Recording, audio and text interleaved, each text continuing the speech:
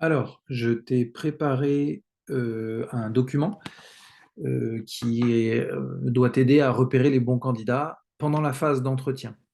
En gros, l'idée, c'est de se dire, si le candidat te donne ses idées, dit ça en entretien, normalement, c'est quelque chose que tu veux entendre, c'est un beau candidat. Avant de te présenter les différents points, les différentes phrases qui sont intéressantes pour nous et pour nos clients, j'aimerais te parler de ce que j'appelle la technique de la pelote de laine. En gros, une pelote de laine, en gros, plus tu tires un fil, plus ça se déroule, et c'est ça la technique de la pelote de laine. Quand un candidat te donne une idée, il ne faut pas s'arrêter simplement et noter la réponse. Quand il te donne une idée, en tout cas qui est intéressante, parce que si ce n'est pas intéressant, effectivement, tu ne vas pas tirer le fil. S'il commence à te parler de choses qui ne t'intéressent pas, il faut changer de sujet. Mais s'il donne une idée intéressante, il faut essayer de creuser. Pour ça, il y a quelques questions qui vont t'aider. Simplement de demander, pouvez-vous détailler cette idée? Pourquoi vous dites ça? Pourquoi vous pensez ça? Qu'est-ce qui vous, quel est le raisonnement derrière cette idée?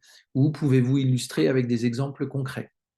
Donc ça, non seulement ça va te donner des, des choses concrètes ou un peu plus d'infos à donner à tes clients, mais en plus, ça va t'aider à comprendre petit à petit, de plus en plus, comment fonctionne un développement logiciel, comment fonctionne un ingénieur logiciel, comment il pense, qu'est-ce qui lui rend le travail difficile, qu'est-ce qui lui facilite le travail, etc. Et donc petit à petit, tu vas monter en compétence.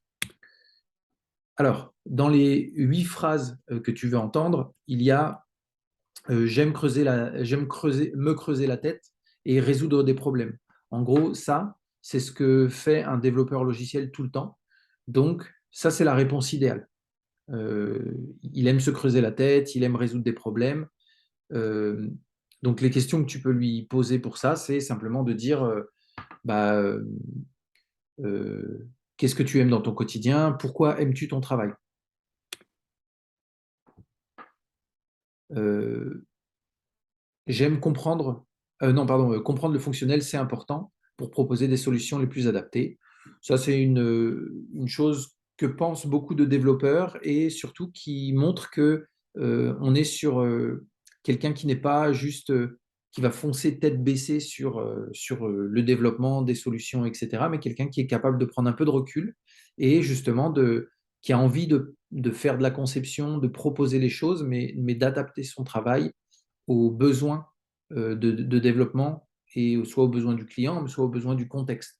Sachant que certains développeurs ont un trait un peu opposé qui peut les desservir, qui va être le fait de vouloir toujours proposer l'excellence, proposer la solution la plus rapide, la plus performante, la plus ceci, la plus cela, ou la technologie la plus moderne, alors que ce n'est pas forcément ce qui va convenir le mieux au contexte du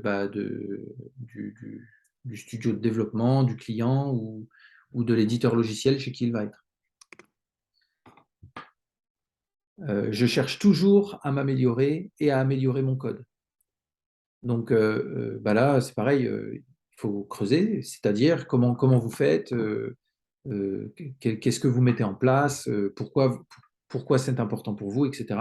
Mais en gros, ça, c'est vraiment un trait de caractère que tu vas chercher chez les devs. Quelqu'un qui est en amélioration continue, qui cherche toujours à améliorer son code pour que finalement, à la fois, ça marche bien, mais aussi que il puisse aider les autres, que son code soit facile à reprendre par un autre dev derrière, etc. Je veux travailler avec des bonnes pratiques, agilité, extreme programming, relecture de code, normes de développement, design pattern, enfin, toutes ces bonnes pratiques ou toutes ces façons de travailler qui mènent vers de la qualité de code ou vers de l'amélioration continue. Mais donc ça, c'est quelque chose que tu veux entendre. Euh, un développeur qui n'a pas cette envie, c'est peut-être un développeur qui n'a pas très bien compris l'intérêt des bonnes pratiques et potentiellement qui ne les mettra pas en place. Ah oui, je reviens un peu sur la précédente, mais euh, ou pas. Mais en gros, comment on fait pour revenir sur la précédente? Voilà, c'est ça. Mais en gros, euh, agilité, extreme programming, relecture de code, etc.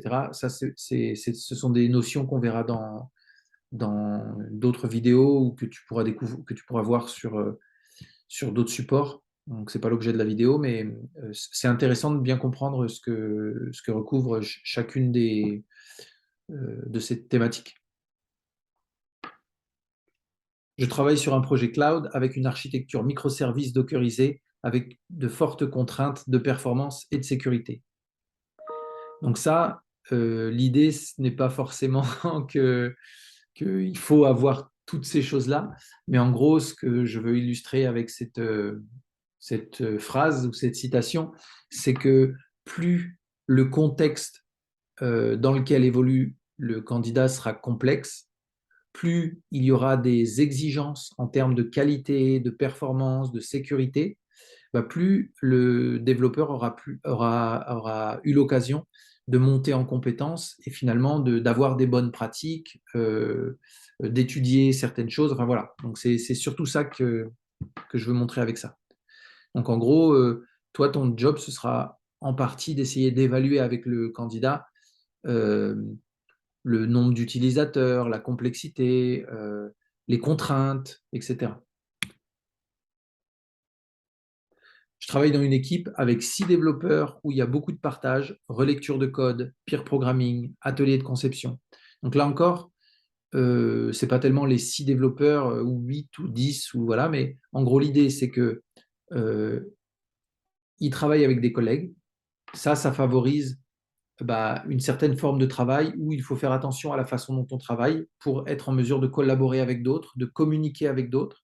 Et puis le fait qu'il y ait il y a une équipe et une équipe où c'est pas seulement des gars qui travaillent chacun de leur côté, mais des gars qui échangent, qui s'entraident, qui ont des discussions techniques, soit sur de la conception, soit sur de l'amélioration continue, etc.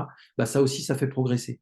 Ça fait progresser plus rapidement, souvent en tout cas, que quelqu'un qui est un peu livré à lui-même et qui n'a pas l'avis de quelqu'un d'autre pour se confronter quand il développe quelque chose ou quand il fait des choix techniques. Voilà.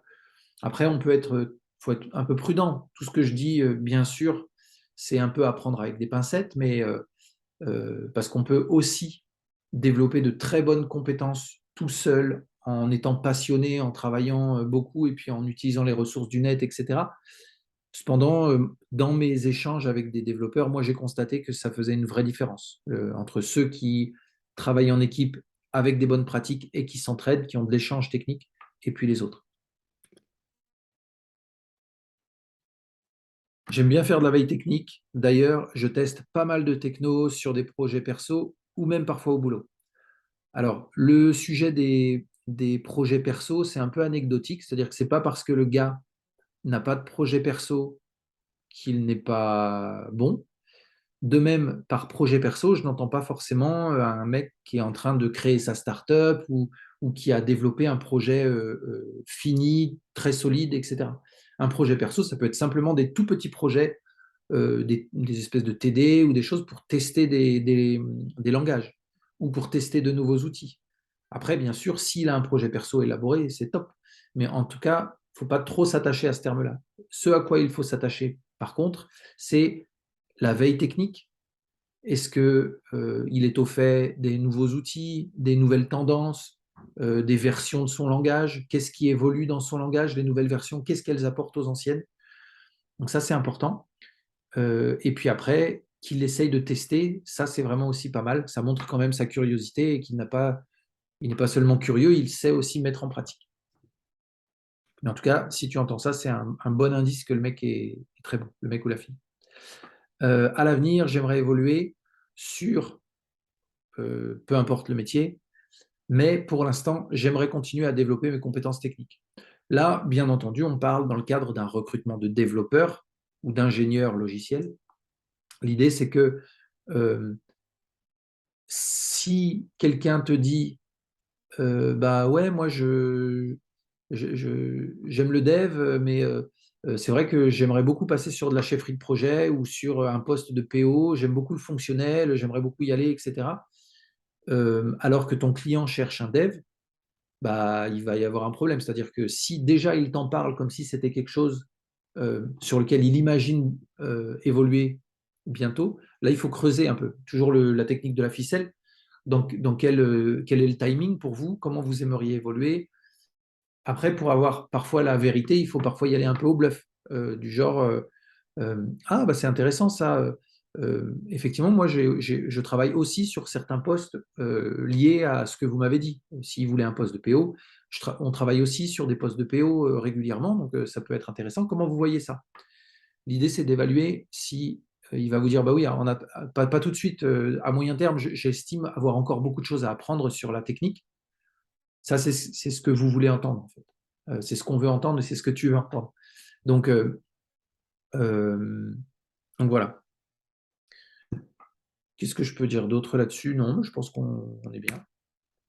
Voilà, bah, c'était la présentation. J'espère que c'était suffisamment court, suffisamment complet. Mais en gros, j'ai essayé de présenter, de cibler les notions principales sur ce qui est important et ce qu'on recherche principalement chez un dev.